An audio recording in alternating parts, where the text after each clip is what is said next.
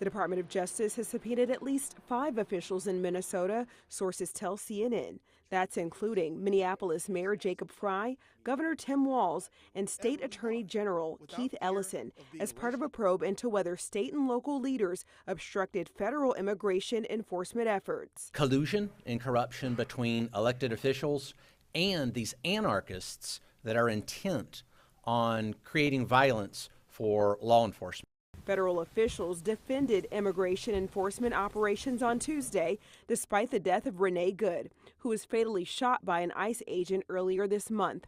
In a press briefing, President Donald Trump defended the crackdown, but admitted ICE sometimes makes mistakes. ICE is going to be too rough with somebody, or, they're dealing with rough people.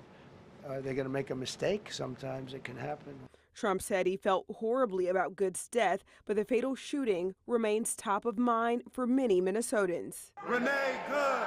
The Justice Department also announced an investigation into anti-ICE protesters who interrupted Sunday morning service at St. Paul Church, where they say an ICE official also serves as a pastor. The list goes on of people that the DOJ investigates under false pretenses.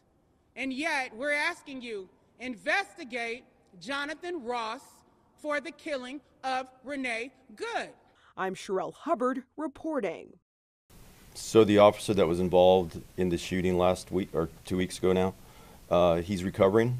He's at home recovering. Is he on administrative leave, or is he still involved in the operation? Right now he's at home recovering. Leave it at that.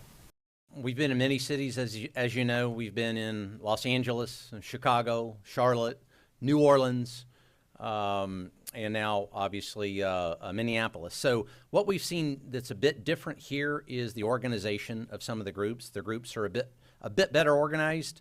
They've got some excellent communications, and that coupled with a very poor response from the mayor and the governor.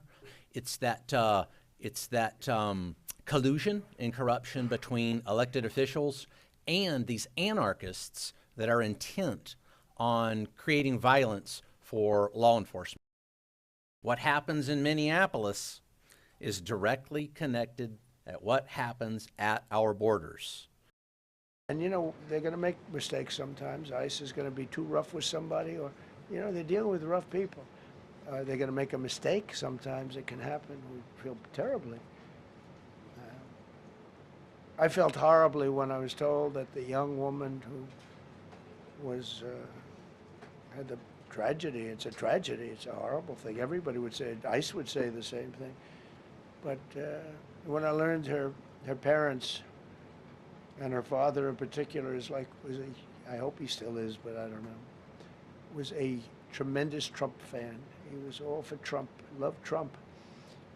And, it's terrible. I was told that by a lot of people. They said, oh, he loves you.